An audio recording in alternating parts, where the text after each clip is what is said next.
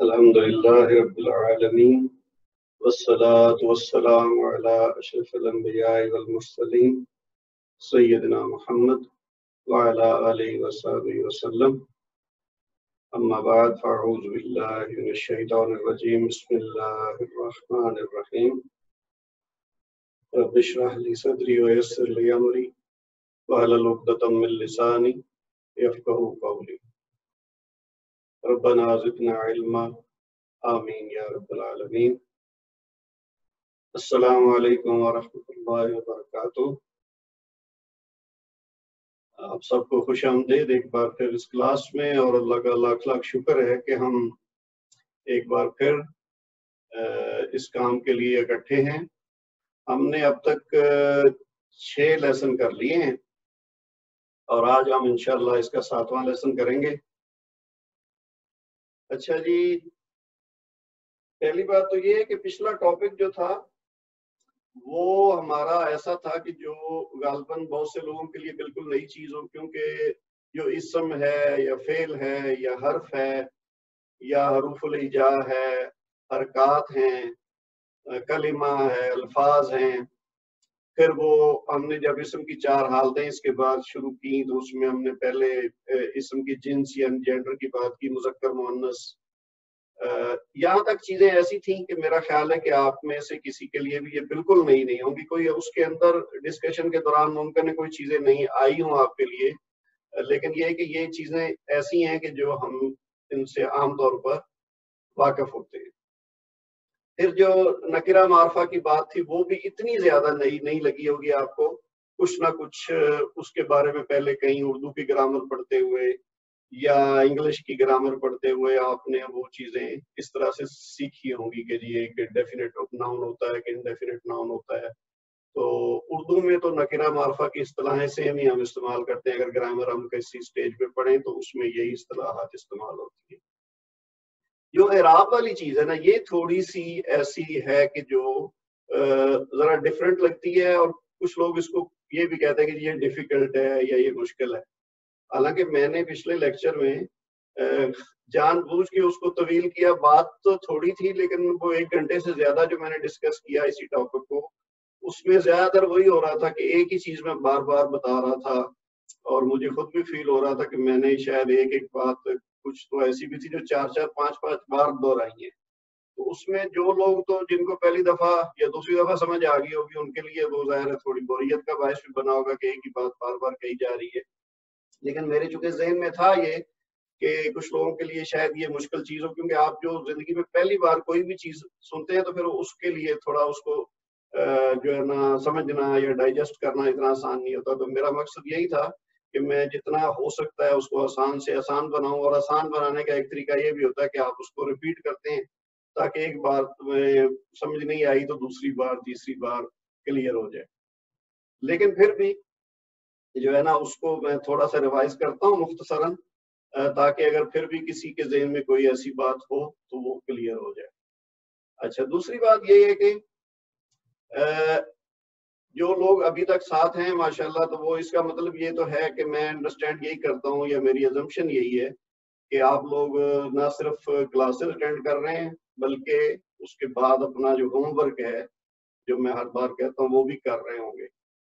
کہ ویڈیو آپ دیکھ سکتے ہیں، وہ جو میں لنک شیئر کرتا ہوں وہ تو ایک ہمارے پاس ایک اضافی سہولت ہے. اگر آپ اس کو سمجھیں کہ ضرورت ہے تو اس کو سنیں، ورنہ اس کو نہ بھی دیکھیں تو آپ کے پاس اگر آپ نے یہ کلاس اٹینڈ کی ہے تو آپ کے پاس جو نوٹس ہیں اس کی مدد سے آپ کا اصل کام ہے ریوائز کرنا. اور ریوائز کرنے کا بہترین طریقہ یہ ہے کہ اس کے چیپٹر کے اندر جو کچھ لکھا ہو اس کے گو تھرو کریں، اور اس کے بعد پھر جو ایکسرسائز ہے وہ پوری کریں. کسی دفعہ اگر آپ کے پاس ٹائم کم ہے یا موقع نہیں ملا کسی مصروفیت کی وجہ سے تو پھر بھی اس کا جتنا حصہ آپ کر سکیں وہ کر لیں. ایکسرسائز میں مثلا اگر 4 5 چیزیں ہیں تو آپ اگر 5 نہیں کر سکے تو 4 کر لیں، 3 کر لیں، 2 کر لیں، لیکن کچھ نہ کچھ اس کا حصہ ضرور کریں. وہ بھی اس طرح کہ پھر جب آپ کو موقع ملے تو وہ جو حصہ چھوڑا تھا وہ کر لیں، کیونکہ یہ چیزیں آپ کرتے جائیں گے تو آپ کے لیے آگے آگے چلنا اور یہ چیزیں ساری سمجھنا آسان ہوگا. اب یہ بھی ہوگا کہ ساتھ چلتے چلتے کوئی چیزیں آپ کو نہیں بھی سمجھ آئیں گی. ممکن ہے آپ نے کوئی کلاس مس کر دی یا کوئی حصہ آپ کو ٹاپک جو ہے نا کسی وجہ سے نہیں سمجھ آیا. پھر ہمارے جو ٹیکنیکل ایشوز ہوتے ہیں میری سائڈ سے ہو سکتا ہے, آپ کی سائڈ سے ہو سکتا ہے, کوئی ڈسکنیکٹ ہو گیا, کوئی کسی وجہ سے کسی موقع پہ آواز نہیں صحیح آئی, یا آپ کو کوئی گھر میں بیٹھے آپ ظاہر کنیکٹ کیے ہوئے ہیں تو کوئی گھر میں کسی فرد نے کوئی بلا لیا, کوئی ایسا ایشو آ سکتا ہے کہ آپ کی اٹینشن ڈائیورٹ ہو جائے تو آپ اس کا کوئی حصہ صحیح طرح توجہ سے نہ سن پائیں. تو اس صورت میں بھی ہو سکتا ہے کہ آپ کا کوئی حصہ مس ہو جائے, آپ کو وہ سمجھ نہ آیا. تو اس صورت میں یہ ہے کہ اس وجہ سے آپ نے نہیں سوچنا کہ جی اب میرا چونکہ ایک ٹاپک نہیں مجھے سمجھ آیا تو اب میں کیا کروں. اس کا یہی ہے کہ آپ جتنا بھی آپ گین کر رہے ہیں نا ساتھ ساتھ اس کو لے کے آپ چلتے رہیں. اپنی کوشش پوری کریں کہ آپ نے جو حصہ رہ گیا ہے یا جو حصہ آپ کو سمجھ نہیں آیا وہ آپ نے سمجھنے کی پوری کوشش کرنی ہے. جب بھی آپ کو موقع ملے اگلی کلاس سے پہلے آپ وہ ویڈیو دیکھ لیں, اپنے نوٹس دیکھ لیں, ایکسرسائز کریں, تو جو چیز رہ گئی تھی وہ انشاءاللہ آپ کو سمجھ آ جائے گی. لیکن بالفرض کہ آپ نے اب تک جو 6 لیسن پڑھے ہیں اس میں سے کوئی 2-3 لیسن ایسے ہیں جس کا کوئی حصہ آپ کو ابھی تک نہیں کلیئر ہوا یا پوری طرح کلیئر نہیں ہوا, تو اس وجہ سے آپ نے یہ نہیں سوچنا کہ اب شاید میں آگے نہیں چل پاؤں گا. یعنی مکمل طور پہ ساتھ ساتھ چلنے کے لیے تو بہتر ہے کہ آپ کو 100% سمجھ آ رہی ہو. لیکن میں یہ دوسری بات آج جو ہے نا ڈفرینٹ طریقے سے آپ کے گوش گزار یہ کر رہا ہوں کہ اگر بالفرض کوشش کے باوجود, میری اور آپ کی مشترکہ کوششوں کے باوجود کسی کے لیے کوئی چیز سمجھ میں نہیں بھی آئی ہے تو اس کی وجہ سے آپ نے اس کو چھوڑنا نہیں ہے, ساتھ ساتھ چلتے رہیں, کیونکہ یہ چیزیں ہم نے بار بار ڈسکس کرنی ہے. ابھی ہم نے جو اسم کی 4 حالتیں کر رہے ہیں نا, 3 ہم الحمدللہ کر چکے ہیں, چوتھی ہم آج شروع کریں گے.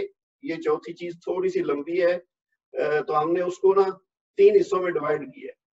اور یہ اس کورس کا خاصہ ہے کہ اس کو ہم نے چھوٹے چھوٹے لیسنز میں ڈیوائڈ کیا ہوا ہے, آپ لوگوں کی مصروفیت کو ذہن میں رکھتے ہوئے کہ زیادہ تر اس کورس میں پارٹ ٹائم لوگ ہوتے ہیں جو اس کو ایک اضافی کام کے طور پر کر رہے ہوتے ہیں, تو ان کے اوپر بوجھ نہ پڑے. کیونکہ فل ٹائم اسٹوڈنٹ تو آپ یہ جو ہم نے 6 لیسن کیے ہوئے یہ 2 بھی ہوتے تو وہ کر سکتا ہے, کیونکہ اس کے پاس ٹائم ہے, اس کے پاس ذمہ داری اس کے علاوہ نہیں ہے.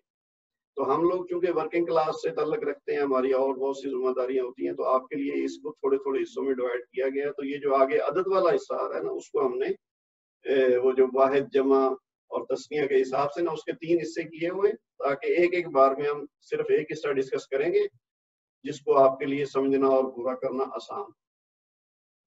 تو میں جو بات کر رہا تھا وہ یہ ہے کہ جو چیزیں ہم کر چکے ہیں یا جو ابھی آج کریں گے یا جو آئندہ کریں گے, انہوں نے ریپیٹ ہونا ہے بار بار جب تک ہم یہ کورس چلاتے رہیں گے. یہ آج اگر ہم نے اعراب کی بات کی ہے تو یہ اعراب جب ہم جملہ بنانا شروع کریں گے تو پھر اعراب کا استعمال آئے گا اس میں.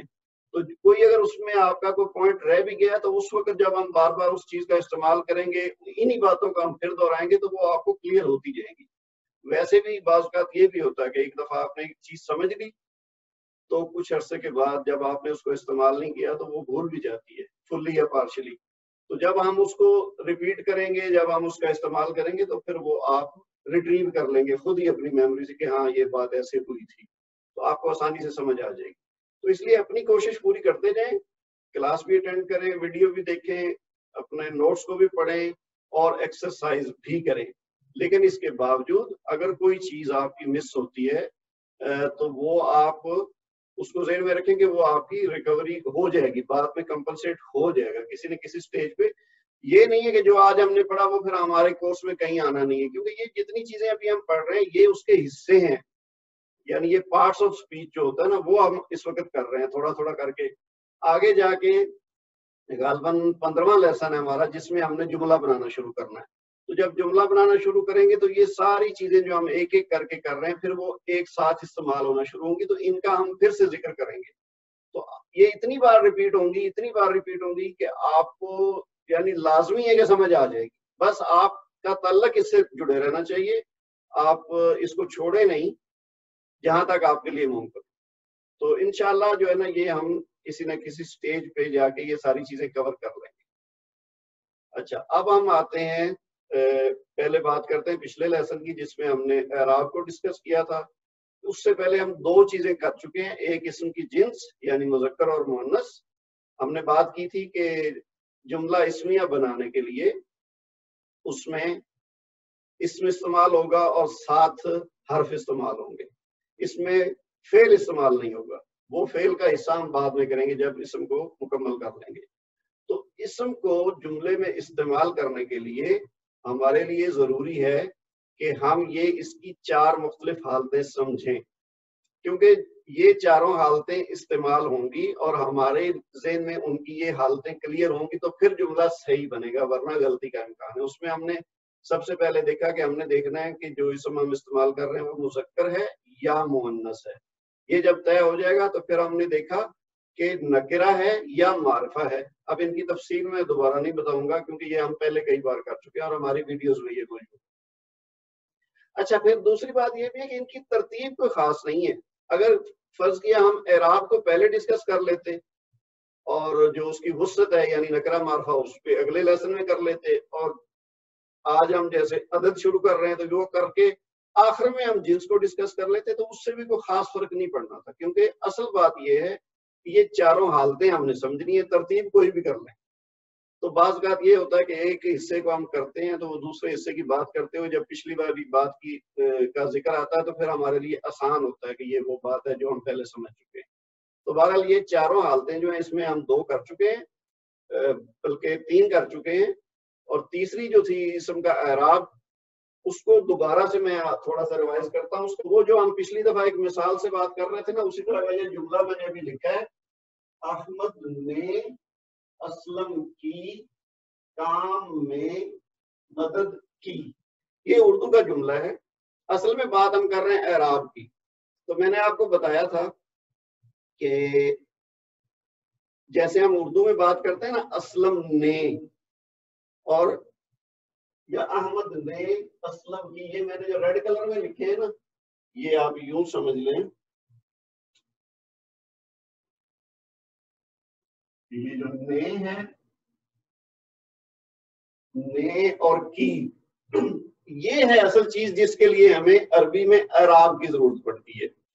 کیونکہ جب ہم اردو سے عربی میں ترجمہ کریں گے یا اس کا جملہ بنائیں گے تو ہم نے یہ جو ہے نا اسلم نے، اصل مقصد کیا ہے کہ یہاں پہ اس جملے میں اسلم فاعل ہے یعنی وہ کام کر رہا ہے، اور اسلم کی اس نے مدد کی ہے.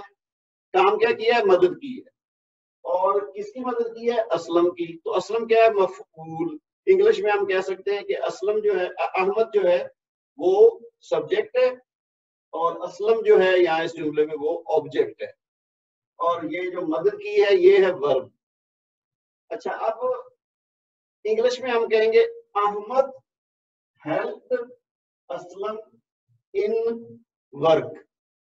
ٹھیک ہے، تو ہمیں پتہ کیسے چلے گا کہ سبجیکٹ کون سا ہے اور آبجیکٹ کون سا ہے؟ وہ اس کی پلیس جو ہوگی نا جملے میں، یعنی جس سے سٹارٹ ہوگا جو فائل ہے اس سے ہم سٹارٹ کریں گے تو ہم کہیں گے احمد ہیلپ اسلم. تو جو پہلے کام آئے گا وہ فائل ہوگا، جو آخر میں آئے گا وہ مفعول ہوگا، اس پہ کام ہوگا. اردو میں ہم کیا کرتے ہیں؟ اردو میں ہم یہ 7 حروف یوز کرتے ہیں، نے اور کی. جس کے ساتھ نے لگے گا وہ فائل بن جائے گا اور جس کے ساتھ کی یا کا یا کے لگے گا وہ مفعول ہوگا. تو جملے اردو میں ہمیں چونکہ ہماری اپنی زبان ہے، ہم اس کو سمجھتے ہیں، ہمارے لیے یہ کوئی ایشو نہیں ہے، تو ہم روانی میں یہ لکھ بھی لیتے ہیں، بول بھی لیتے ہیں، اور ہمیں احساس نہیں ہوتا کہ ہم نے اتنا کوئکلی اس کو پراپر جملہ بنا لیا ہے، اس میں کوئی غلطی نہیں ہے. کیونکہ ہم اس کو بچپن سے بولتے آئے ہیں، سمجھتے آئے ہیں، لکھتے پڑھتے آئے ہیں.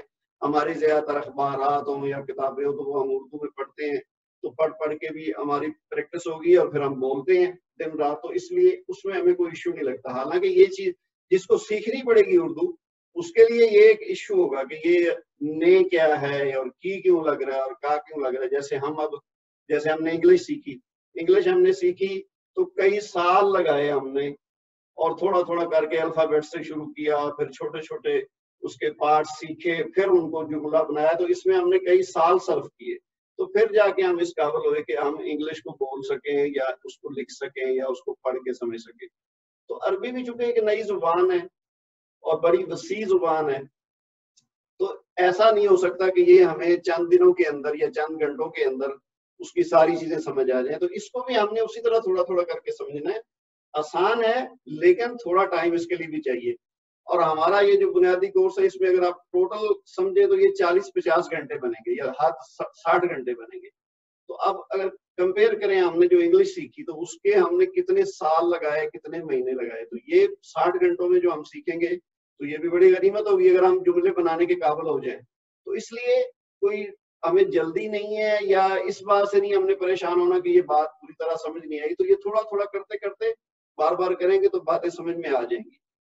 تو یہ جو ہے نا نے, یہ لگتا ہے فاعل کے ساتھ, کی لگتا ہے مفعول کے ساتھ, اور یہ جو ہے نا کام میں مدد کی. اگر ہم یہ میں نہ لگائیں, ہم اگر کہتے ہیں جی احمد اسلم کام مدد, تو سمجھ نہیں آئے گا کہ بات کیا ہو رہی ہے. تو یہ جو چھوٹے چھوٹے 7 حروف لگے ہوئے ہیں ان کا متبادل جو ہے نا عربی میں, وہ ان کی جو ہے نا عربی حالت سے پتہ چلتا ہے. یہ جو میں ہے نا کام میں, اس کے لیے تو حروف ہوتے ہیں عربی میں کے لیے, پر کے لیے, اندر کے لیے, باہر کے لیے, اس کے لیے تو حروف ہیں, وہ آئیں گے. اور وہ جب لگیں گے تو اس کے بعد جو ساتھ یہ جو ہوگا نا اسم ہمارا کام کا, اس کی حالت بدلے گی جس کو ہم کہیں گے جرری حالت. ہم نے کیا بات کی تھی اعراب میں کہ 3 حالتیں ہوتی ہیں, ایک رفعی, ایک نصبی, ایک جرری. اس کی علامت کیا ہے؟ عام طور پر رفعی حالت میں اس کے اوپر پیش یعنی دمہ ہوگا, اور نصبی حالت میں اس کے اوپر زبر یعنی کہ فتح ہوگا, اور جرری حالت میں اس کے نیچے زیر یعنی کہ کسرہ ہوگا. لیکن یہ حرکات کے نام ہے. اب جب ہم اس کی بات کریں گے نا اعراب کی, تو ہم نے اس کو دمہ, فتح یا کسرہ نہیں کہنا, بلکہ اعراب کی صورت میں جو کہ اسم کے آخری حرف پہ ہوتا ہے اس کو ہم نے دمہ کی بجائے یا پیش کی بجائے ہم نے کہنا ہے رفع.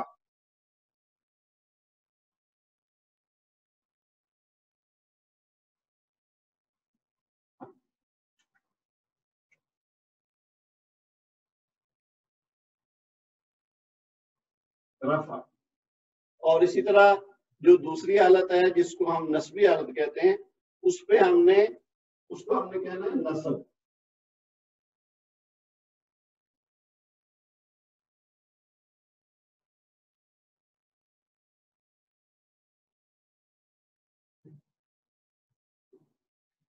اچھا, یہ آپ دیکھ رہے ہیں, یہ جو پیش تھی جس کو ہم اردو میں پیش کہتے ہیں, پھر ہم نے جب حرکات کی بات کی تو ہم نے کہا تھا کہ اس کو ہم نے پیش نہیں کہنا, دمہ کہنا ہے. اب جب بات آئے گی نا اعراب کی تو ہم نے اس کو کہنا ہے رفع, دمہ نہیں کہنا. فرض کیا ہے نا کوئی لفظ, جیسے احمد ہی کی لے لیں ہم مثال, اب اس کے اوپر اگر ہم حرکات لگائیں,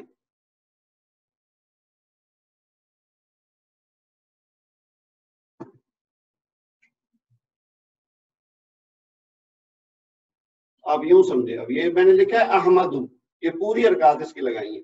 تو پہلے حمزہ ہے, اس کے اوپر جو زبر ہے اس کو تو ہم کہیں گے فتح. ہاں کے اوپر جو جزم ہے یا سکون ہے اس کو ہم وہی کہیں گے جو جزم بھی کہہ سکتے ہیں, سکون بھی کہہ سکتے ہیں. میم کے اوپر جو زبر ہے اس کو پھر فتح ہی کہیں گے. اگر کوئی اس کے اندر کوئی زیر والی چیز ہوتی تو اس کو ہم کہتے ہیں کسرہ. لیکن جو دال ہے نا احمد دال, اس کے اوپر پیش ہے جو, اس کو ہم نے دمہ نہیں کہنا, اس کو ہم نے کہنا رفع. کیوں؟ کیونکہ یہ اس کی اعرابی حالت شو کر رہا ہے. تو یہ جو ہے نا حرکات کو ہم نے اعرابی حالت سے علیحدہ کرنے کے لیے ان کے نام ڈفرینٹ ہیں. تو جو کسی بھی اسم کا آخری حرف ہوگا اس کی جو حرکت ہوگی وہ اس کی اعرابی حالت ظاہر کرے گی, اور ان کے نام ہے پیش کو ہم کہیں گے رفع, اور زبر کو کہیں گے نصب, اور زیر کو کہیں گے جر. تو ان کو ہم کہیں گے رفعی حالت ہے یہ اسم کی. اچھا, آپ لوگوں کو آواز آ رہی ہے میری؟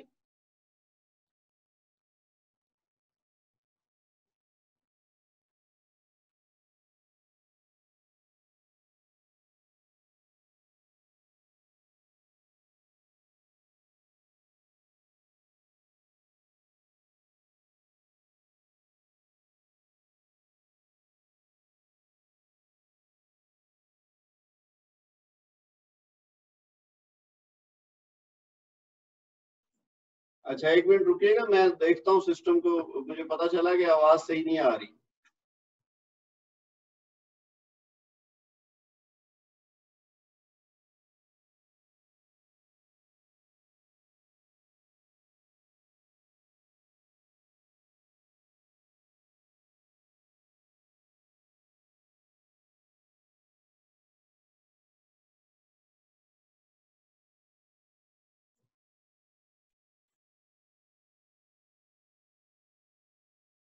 اچھا، کوئی آواز کے ساتھ ایشو چل رہا تھا،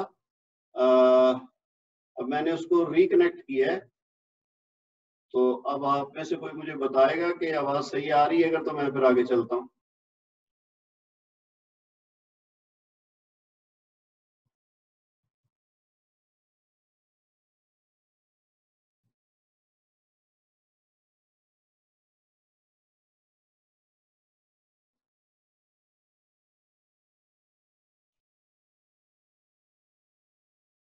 جی اب آواز صحیح ہے؟ کوئی صاحب مجھے ایک بتا دیں کہ اگر آواز صحیح آ رہی تو پھر میں آگے بڑھوں۔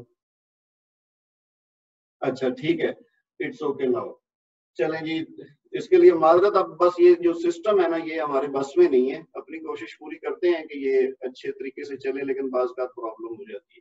اچھا، تو میں یہ جو بتا رہا تھا نا کہ اعراب کو بنیادی طور پر ہم نے یہ جو فاعل، مفعول اور اس کے ساتھ جو آگے ہوتا ہے نا اس کا فعل، یا یوں کہہ لیں کہ تیسرا ایک اسم آتا ہے جس کے بارے میں وہ کوئی کام ہو رہا ہے، تو اس کے ساتھ جو اس کی حالت ہوتی ہے، یہ تینوں حالتوں کو ہم نے ڈسکرائب کرنے کے لیے اعراب استعمال ہوتے ہیں عربی میں۔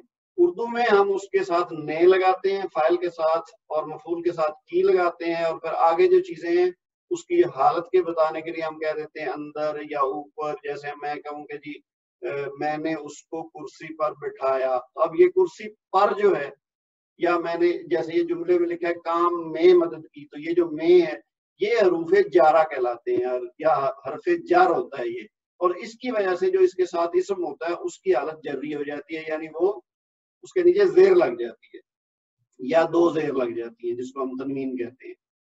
تو فاعل، مفعول اور یہ جو حالت جر ہے، ان تینوں کو جملے میں ظاہر کرنے کے لیے یہ اعراب کا استعمال ہوتا ہے عربی میں، جبکہ انگلش میں اس کی پوزیشن بتاتی ہے کہ فعل کون سا ہے اور فاعل کون سا ہے، اور اردو میں ساتھ ہم یہ نے اور کو کی استعمال کرتے ہیں۔ تو اس کا متبادل عربی میں، ظاہر ہر زبان کا ایک اپنا طریقہ ہوتا ہے، اپنا اسلوب ہوتا ہے، اس کے اپنے قواعد ہوتے ہیں۔ تو اب ہم چونکہ عربی سیکھ رہے ہیں تو ہم نے دیکھنا ہے کہ ہمیں کیسے پتہ چلے گا کہ جب ہم یہ بات کریں کہ جی احمد نے اسلم کی مدد کی، تو ہم احمد کے ساتھ نے تو لگا نہیں سکتے، اس کا کوئی لفظ نہیں ہے عربی میں، تو پھر ہم یہ اس کی حالت بتائیں گے، یعنی وہ جو آخری حرف ہے اس کی حرکت سے طے کریں گے کہ اگر فاعل ہے تو احمدو ہوگا، اگر مفعول ہے تو اس کی نسبی حالت یعنی جو آخری حرف میم ہے جیسے اسلم ہے تو میم کے اوپر زبر لگے گی، اور اگر ہم کہیں کام میں، کام کو کہتے ہیں عربی میں عمل، تو عملن، تو اب یہ جو میں آئے گا نا تو اس میں میں کی عربی ہوگی فی، تو اس کے بعد جب عمل آئے گا تو وہ ہو جائے گا فی عملن، تو لام کے نیچے زیر لگ جائے گی، تو یہ اس کی جری حالت بن جائے گی۔ فی الحال آپ اتنا ذہن میں رکھیں، زیادہ اس میں کوئی گہرائی میں جانے کی بات نہیں ہے، جب ہم اس کا استعمال کریں گے تو پھر ساری چیزیں آہستہ آہستہ کلیئر ہوتی جائیں گی۔ فی الحال آپ اتنا ذہن میں رکھیں کہ یہ اعرابی حالت سے مراد یہ ہے کہ فاعل، مفعول اور اسم کی جو جری حالت آئے گی ان کے لیے ہم نے یہ تین مختلف حالتیں استعمال کر دی۔ اس میں کیا ہوگا کہ یہ جو ہم نے پچھلی بار تفصیل میں بات کی تھی کہ دو قسم کے ہوں گے یہ اعراب، ایک مبنی اور ایک معرب۔ مبنی وہ ہے جو فکس ہو، جو تبدیل نہ ہو، جو اپنی جگہ پہ قائم رہے، یعنی اس کی رفعی، نصبی، جری تینوں حالتیں سیم ہوں۔ وہ معنوی لحاظ سے ہم اس کو استعمال کریں گے، فاعل کے طور پر استعمال کریں یا مفعول کے طور پر استعمال کریں یا جری حالت میں استعمال کریں، وہ تینوں جگہ پہ ایک ہی جیسا نظر آئے گا، کیونکہ اس کی شکل ہی ایسی ہے بنیادی طور پر۔ جیسے ہم نے مثالیں لی تھیں کہ اس میں اشارہ جیسے جتنے بھی ہوتے ہیں، یعنی یہ کے لیے ہم استعمال کرتے ہیں نا، انگلش میں دس کہتے ہیں، تو عربی میں کہتے ہیں ہاذا۔ اب ہاذا جس بھی حالت میں آئے گا نا وہ ہاذا ہی رہے گا، اس کی زبر زیر پیش نہیں بدلے گی۔ اسی طرح جیسے کچھ نام ہیں، ابراہیم، ٹھیک ہے، اچھا نہیں سوری یہ مبنی نہیں ہے، ابراہیم وہ بعد میں آپ کے بعد، جیسے عیسیٰ، موسیٰ، یہ نام ایسے ہیں کہ جو، یا یحییٰ، تو یہ ایسے ہیں کہ جو مبنی ہے، تو یہ تینوں حالتوں میں ایک جیسے رہیں گے۔ یہ مبنی کی بات ہوگی۔ اس کے بعد جو معرب ہیں، معرب وہ ہیں جن کا اعراب بدلتا ہے، لیکن وہ بھی سارے ایک جیسے نہیں ہیں، اس میں بھی پھر دو کیٹیگریز ہیں، ایک ہے منصرف اور دوسرا ہے غیر منصرف۔ منصرف میں نے بتایا تھا کہ وہ چیز ہوتی ہے جو تبدیل ہوتی ہے، جیسے ہوتا ہے نا हम अरबी में सर्फ कहते हैं चेंज को। ये मनी भी हम चेंज करते हैं ना, तो उसको सर्राफ कहते हैं, जो जो मनी चेंजर होता है। तो वो यानी तब्दील करके देता है। आपने रुपए दिए उससे डॉलर ले लिए, डॉलर दिए उससे रियाल ले लिए, रियाल दिए उससे कोई और दिनार ले लिए, तो ये वो चेंज करता है। तो ये चेंज करने की वजह से इसका नाम डाला गया मुनसरिफ। अच्छा, गैर मुनसरिफ जो है चेंज वो भी होता है, तो फिर उसको गैर मुनसरिफ क्यों कहते हैं? कि उनमें दोनों में फर्क ये है कि मुनसरिफ में तीनों हालतें मुख्तलिफ होती है, कि रफ़ई हालत और होगी, नस्बी हालत और होगी, और जर्री हालत और होगी। यानी वो पेश जो है वो जिसको हम कहेंगे यहाँ रफा, वो होगी उसकी रफ़ई हालत, और नस्बी हालत में वो उसके ऊपर जबर लग जाएगी यानी नसब हो जाएगा, और जर्री हालत में जेर लग जाएगी तो उसको हम कहेंगे जर है। तो तीनों हालतें जो मुख्तलिफ होती हैं अराबी लिहाज से जिस इस्म की, उसको हम कहते हैं मुनसरिफ। मिसाल के तौर पर रसूलुन, रसूलन, रसूलिन। तो ये रसूल एक ऐसा इसम है जो तीनों हालतों में मुख्तलिफ हो गया, तो लिहाजा ये मुनसरिफ है। इसी तरह मोहम्मदुन, मोहम्मदन, मोहम्मदिन, तो ये भी मुनसरिफ की किस्म में आएगा। और हमने नोट्स में हमारे मिसालें मौजूद है, आप उसको पढ़ सकते हैं, हमने पिछली दफा तफसील से बात की। गैर मुनसरिफ जो आखिरी चीज है वो ये है कि जिसमें रफ़ई हालत एक होती है और नस्बी और जर्री हालत एक होती है, यानी वो तीनों मुख्तलिफ नहीं होती, बल्कि रफ़ई मुख्तलिफ होती है और नस्बी और जर्री एक ही हालत होती है। उसकी भी हमने मिसालें उसमें देखी थी, जैसे अभी मैंने बात की थी वो इब्राहिम। अब इब्राहिम इसकी है रफ़ई हालत, लेकिन नस्बी और जर्री हालत दोनों है इब्राहिमा। तो मैंने जैसे शुरू में कहा था ना कि जरूरी नहीं है कि वो जबर जेर पेश से ही पहचाने जाए, ये आम तौर पे इसकी पहचान है। ज्यादातर यानी को 95% या इससे भी ज्यादा इस्मा ऐसे होंगे जिनकी अराबी हालत की पहचान उनकी आखिरी हरफ की हरकत से पता चल जाएगा। लेकिन कुछ अस्मा ऐसे भी होंगे कि जिनमें ये जरूरी नहीं कि वो जबर जेर पेश से ही पहचाने जाए। जैसे मैंने पहले वो मबनी अस्मा की बात की, तो वो सारी की हालत एक है, लेकिन फिर भी वो हम उसको रफ़ई, नस्बी और जर्री ही कहेंगे उनकी पोजीशन के हिसाब से। तो इसी तरह जो गैर मुनसरिफ हैं उसमें इब्राहिम माँ, तो बाज़ाहिर लग रहा है कि इसमें ऊपर चूंकि जबर है तो ये नस्बी हालत है, लेकिन जर्री हालत में जेर नहीं है, ये जर्री हालत में भी इब्राहिम माँ ही आएगा। यानी अगर हम कोई इसके साथ हरफ जर जिसकी वजह से मजरूर होता है इसम, तो वो आएगा भी, तो फिर भी ये इब्राहिम माँ ही रहेगा।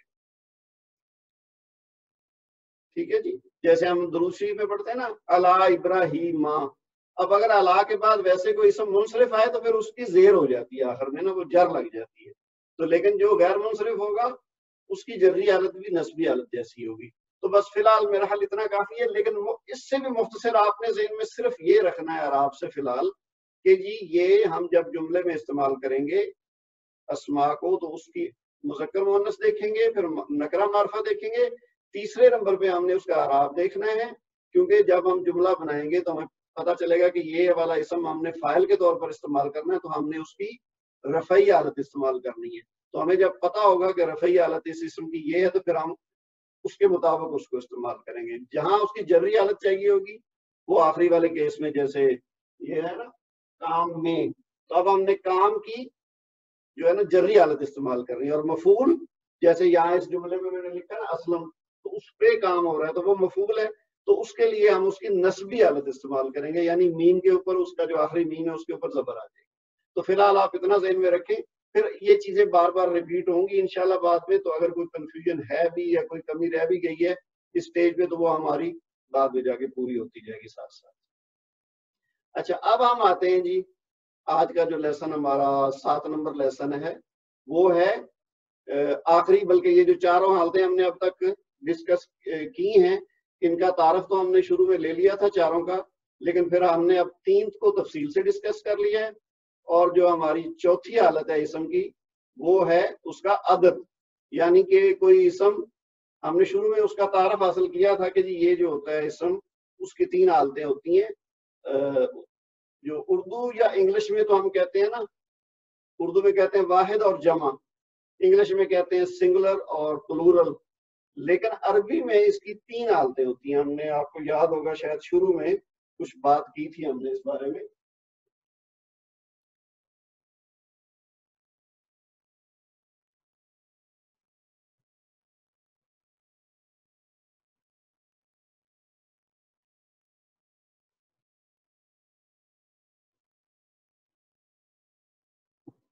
کہ واحد اور جمع تو وہی ہے جو جیسے ہم اردو میں یا انگلش میں سمجھتے ہیں.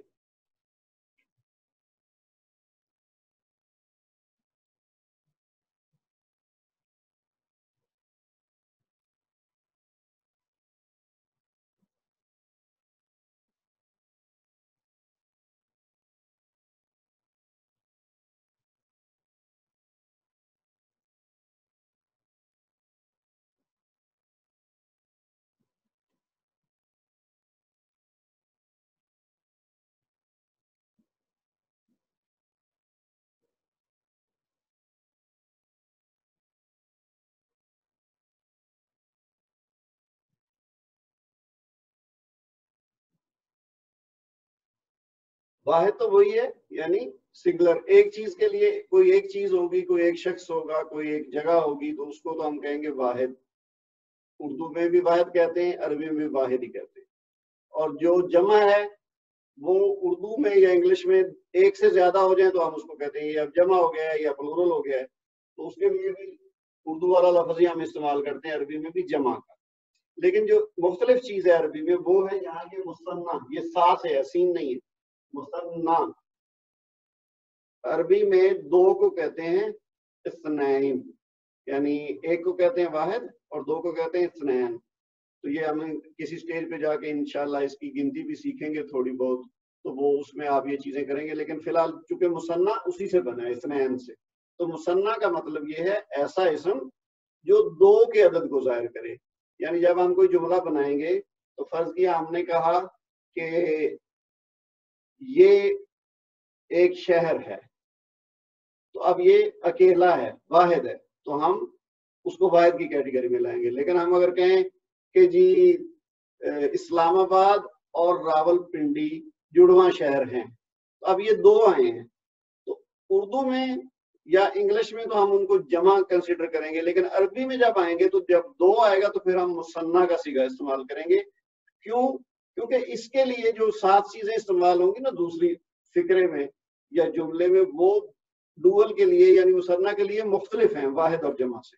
تو یہ ہم نے ایک ذہن میں کلیئر بات رکھنی ہے عربی کے قواعد کے لحاظ سے کہ جب ہم عدد کی بات کریں گے، کوانٹٹی کی بات کریں گے، تو ہم نے واحد اور جمع کے علاوہ ایک بیچ میں گنجائش رکھنی ہے مثنیٰ کی، کہ جب دو چیزوں کا ذکر ہوگا اسم کا تو ہم نے اس کا جملہ جمع کے لحاظ سے نہیں بنانا بلکہ مثنیٰ کے لحاظ سے بنانا ہے، کیونکہ اس کے لیے فعل بھی مختلف ہوگا اور باقی چیزیں بھی مختلف ہو سکتی ہیں.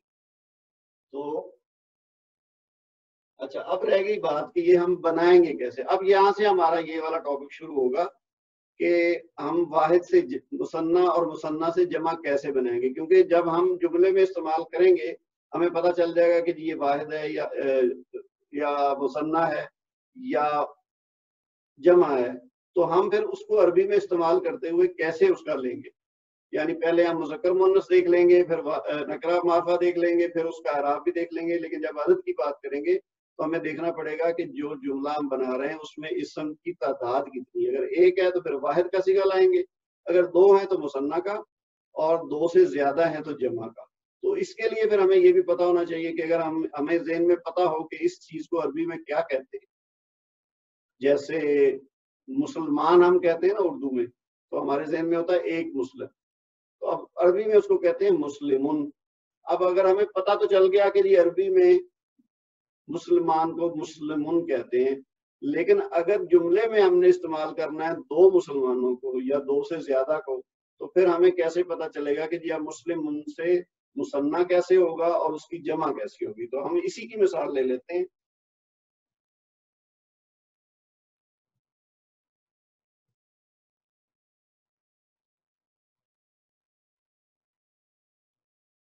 مسلمون، ایک مسلمان.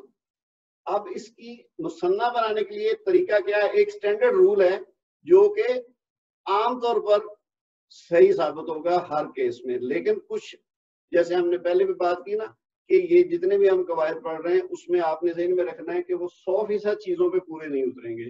تو جو ایک جنرل یا بیسک رول اس کا ہے وہ کیا ہے کہ ہم کیا کریں گے، آخری جو حرف ہوگا اسم کا اس کی حرکت کو ہم گرا دیں گے. یعنی جو اوپر دو پیش ہے نا وہ ہٹائیں گے، تو یہ بن گیا مسلم उस मीम के ऊपर लगाएंगे जबर और उसके बाद अलिफ और नून उसके साथ शामिल कर देंगे और नून को लगाएंगे जेर। अभी मैं लिख के बताता हूँ आपको।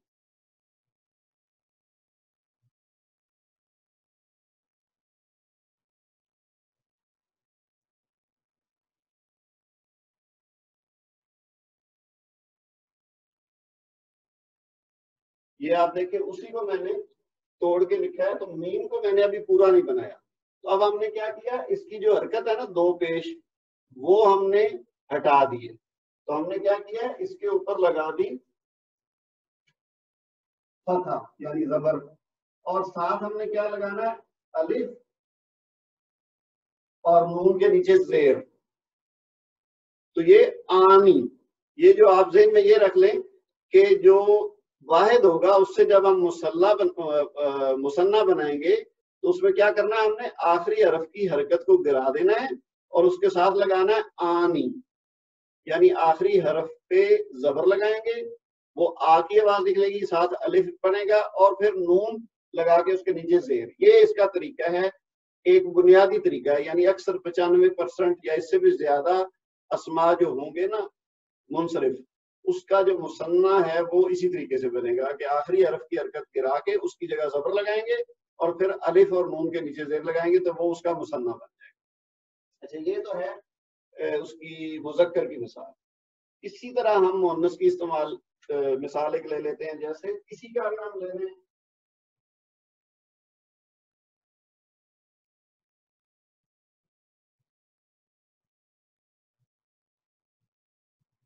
मुस्लिम, एक मुसलमान मर्द, और औरत के लिए या फीमेल के लिए क्या होता है, मुस्लिमतुन। ये ताए मरबूता का हमने जिक्र किया था ना पहले एक से ज्यादा बार, इसको हम गोलता कह सकते हैं अपनी आसानी के लिए उर्दू में। तो जो आखिरी हरकत जो होती है गोलता के ऊपर, वो अगर तनवीन है तो इसका भी मुसन्ना बनाने का वही तरीका है कि हम इसकी हरकत गिराएंगे, ता को हम खोल देंगे। ये जो ताए मरबूता है ये बन जाएगी ताए मफ्तूहा, या इसको ताए मबसूता भी कहते हैं। गोल जो रबत में हो उसको कहते हैं ताए मरबूता, और ताए मफ्तूहा यानी वो जो खुली, जो हम ता आमतौर पे उर्दू में इस्तेमाल करते हैं ना, वो आमतौर पे खुली होती है। ठीक है, जैसे जैसे है हिकमत, तो आखिर में जो ता है ना वो ता मफ्तूहा आप समझ लें। तो इसको हम क्या करेंगे,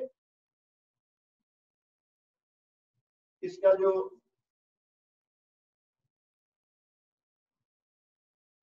मीम के बाद ता को खोला,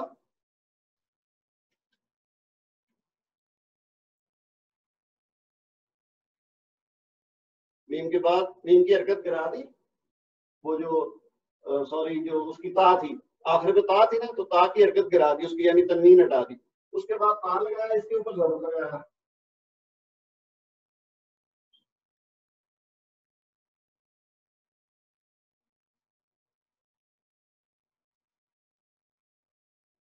जो हमने मुस्लिमों में किया था ना, ऑलमोस्ट वही तरीका यहाँ किया है कि ता की हरकत हटा के उसके ऊपर जबर लगा दिए और फिर आनी वही लग गया, अलिफ और नून के नीचे जेर।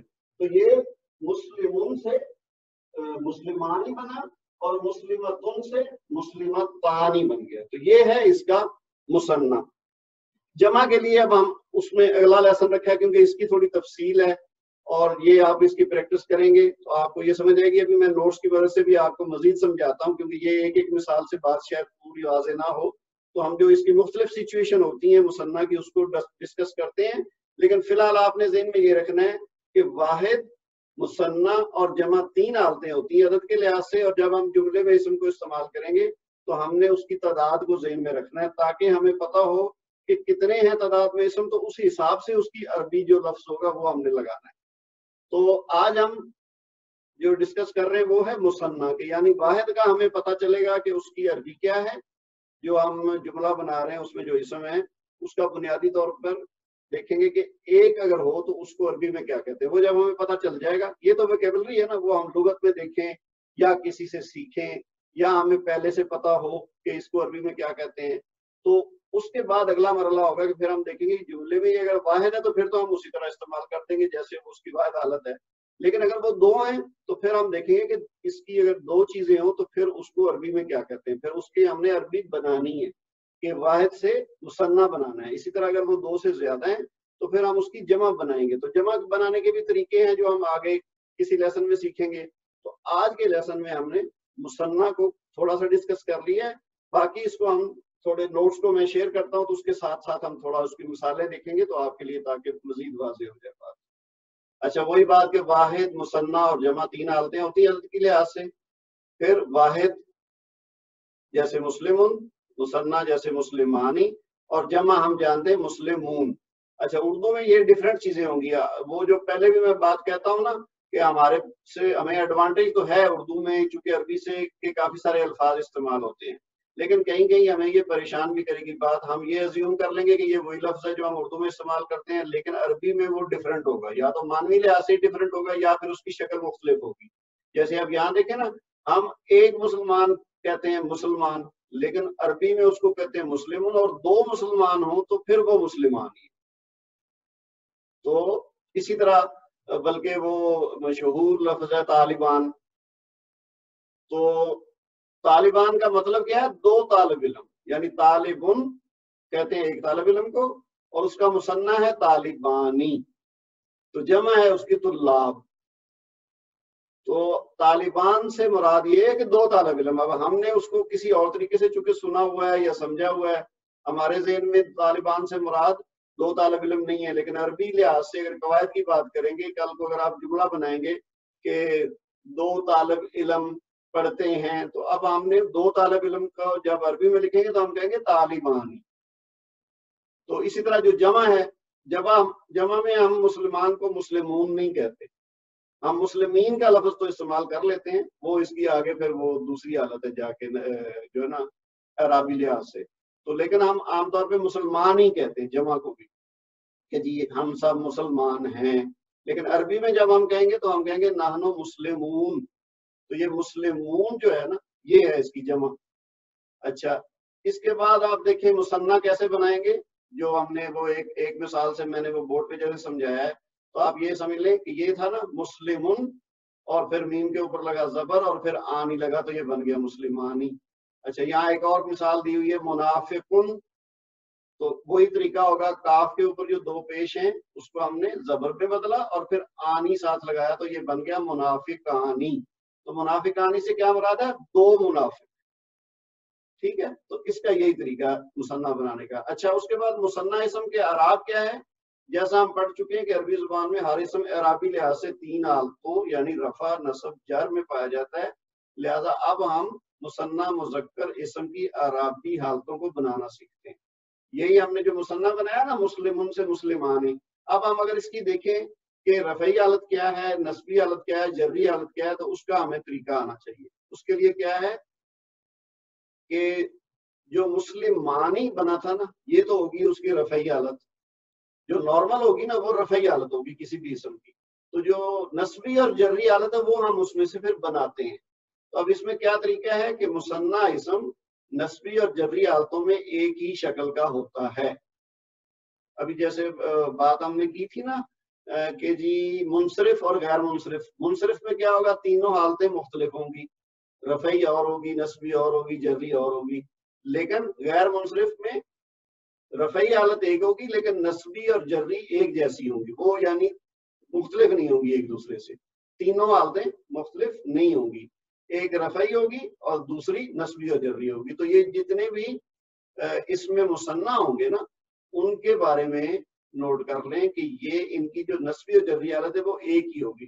یہ چیزیں وہ ہیں جو ہمارے لیے آسانی ہے سمجھنا، کیونکہ جب دو چیزیں ایک ہی جیسی ہوں گی تو انہیں یاد رکھنا آسان ہے، استعمال کرنا آسان ہے. اگر تینوں حالتیں مختلف ہوں گی تو ہمیں پھر ان کی تینوں حالتیں یاد کرنی پڑیں گی.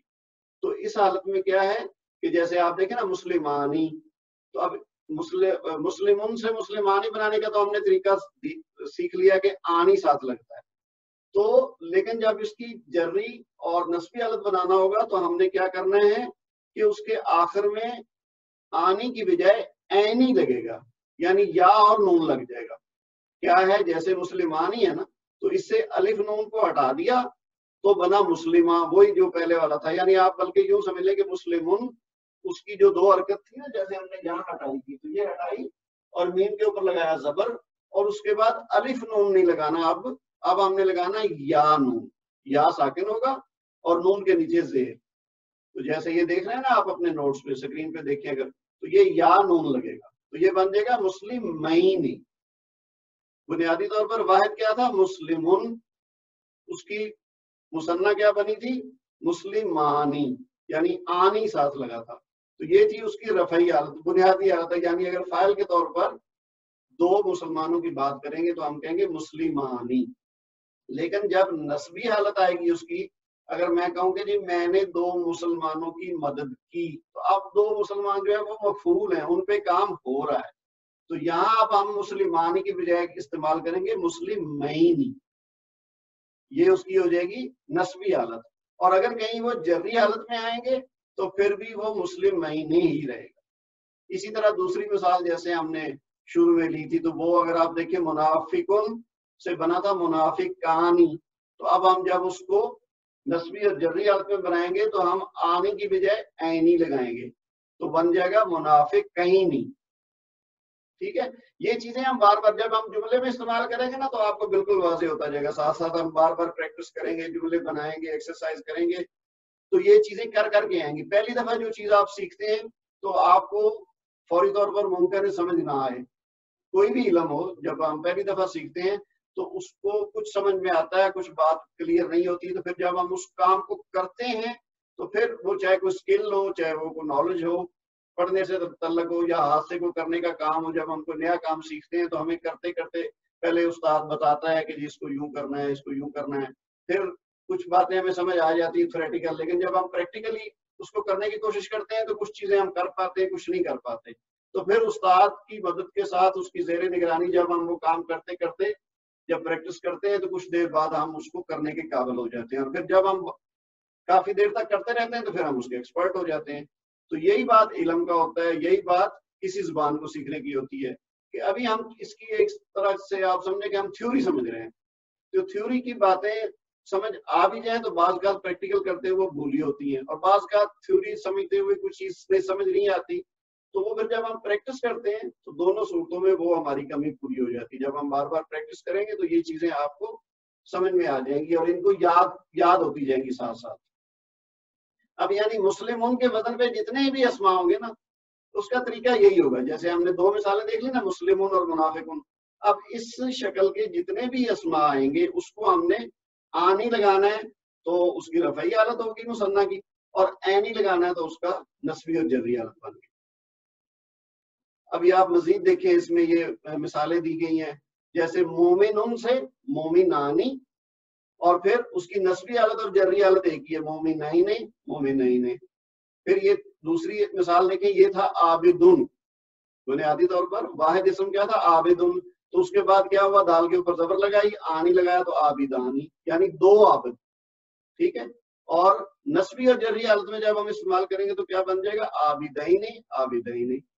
اسی طرح رفیقن سے بنا رفیقانی, رفعی حالت, اور نسبی اور جری حالت رفیقین رفیقین.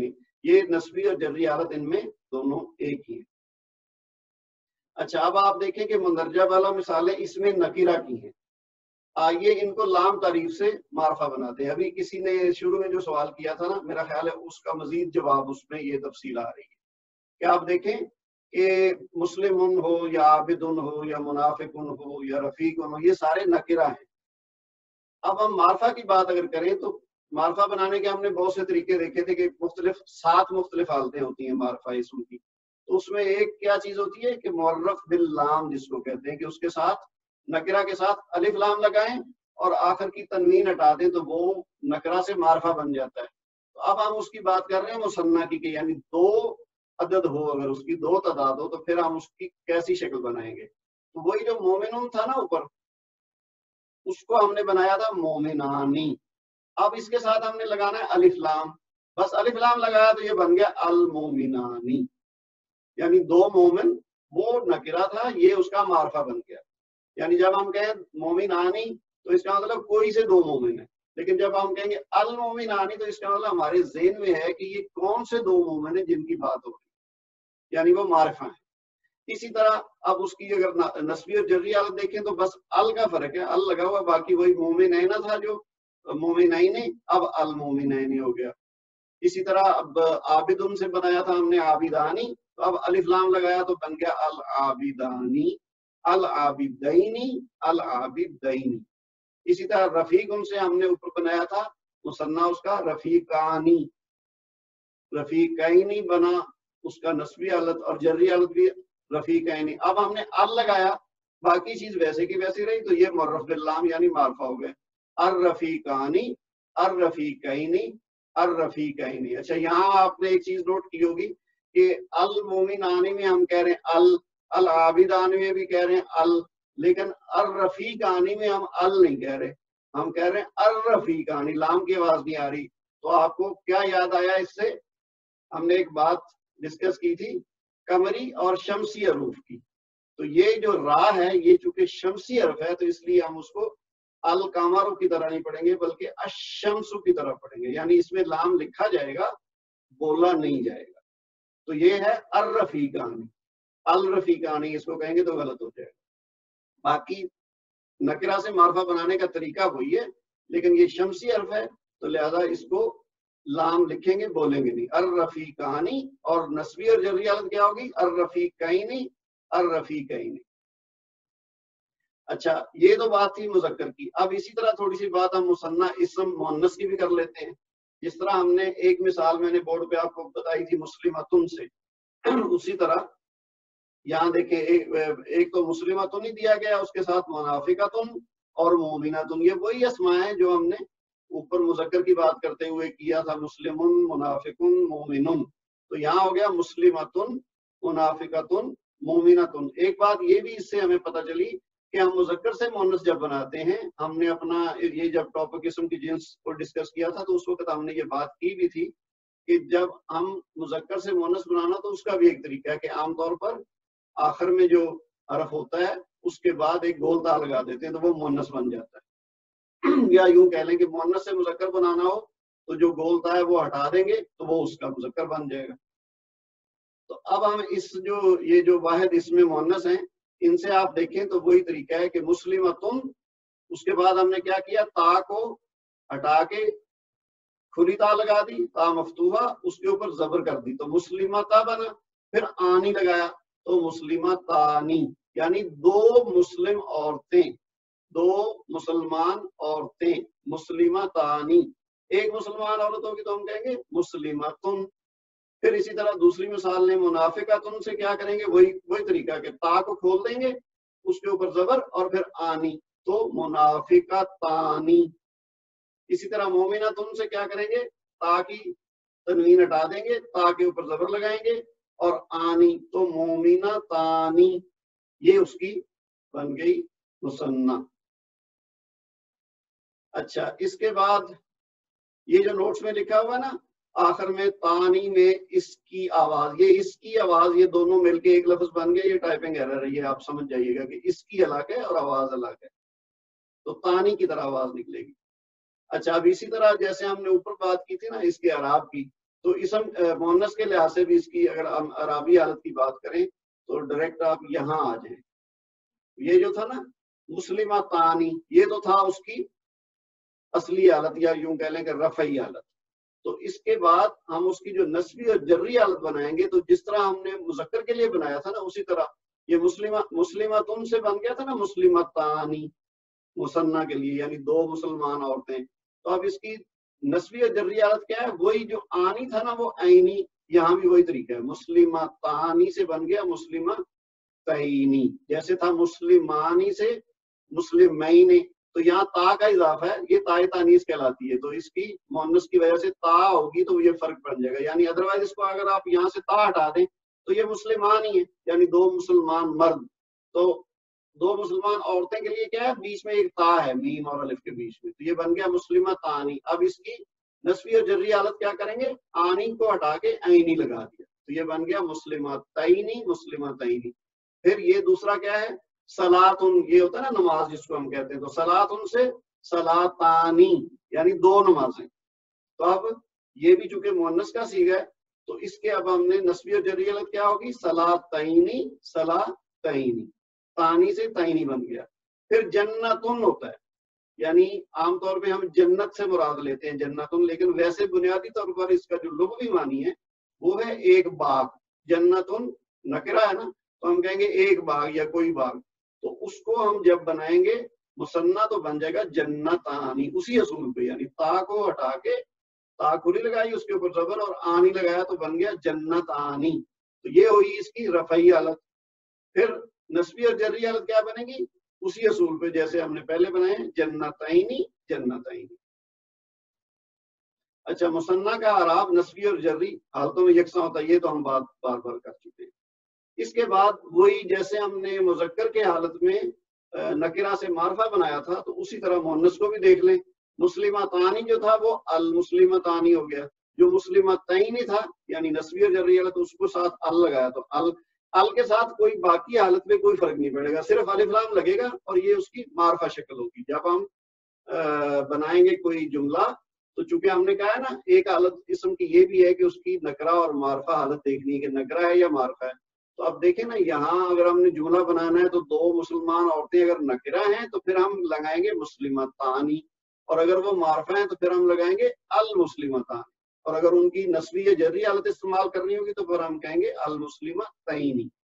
تو اسی طرح صلاتانی کے ساتھ لگا دیں گے ال، اور صلاتینی کے ساتھ بھی، اور پھر جنتانی سے الجنتانی ہو گیا اور جنتینی سے الجنتینی. اسی طرح یہ مزید مثالیں ہیں، آپ دیکھیں یہ 5 کالم بنے ہوئے ہیں. جنس یعنی مذکر ہے یا مؤنث ہے کوئی اسم، پھر اس کی حالت جو ہے وہ عدد جو ہے وہ واحد ہے، پھر آگے اس کا مثنیٰ ہے. ابھی فی الحال ہم آج کے لیسن میں واحد اور مثنیٰ کی بات کر رہے ہیں. جمع کا ہم بعد میں آگے آئیں گے، اس کے بھی بلکہ 2 لیسن ہوں گے، کیونکہ وہ 2 قسم کی جمع ہوتی ہے. تو ہم ایک لیسن میں ایک حالت پڑھیں گے، دوسرے لیسن میں دوسری حالت پڑھیں گے. تو آج مثنیٰ کے لحاظ سے یہ جو چارٹ ہے اس کو اگر ہم دیکھیں تو یہ کچھ مثالیں دی گئی ہیں اس کو مزید سمجھانے کے لیے، کہ جیسے پہلا لفظ ہے قلم، یعنی ایک پین یا ایک قلم. تو اب اس کا مثنیٰ کیا بنا؟ ابھی ہم نے جو رول سیکھا وہ کیا ہوا؟ قلمانی، یعنی میم کی تنوین ہٹا دی اور اس کے اوپر زبر لگائی اور آگے آنی لگ گیا تو بن گیا قلمانی. یہ ہوگی اس کی رفعی حالت. اور نسبی یا جری حالت بنانے کے لیے کیا کریں گے؟ قلمینی قلمینی، یعنی رفعی حالت کے لیے آنی لگتا ہے اور نسبی اور جری حالت کے لیے عینی. یہ وہی چیزیں جو ہم نے اوپر پڑھی ہے، لیکن یہ اسماء تھوڑے مختلف ہیں تاکہ آپ کی مزید پریکٹس ہو جائے.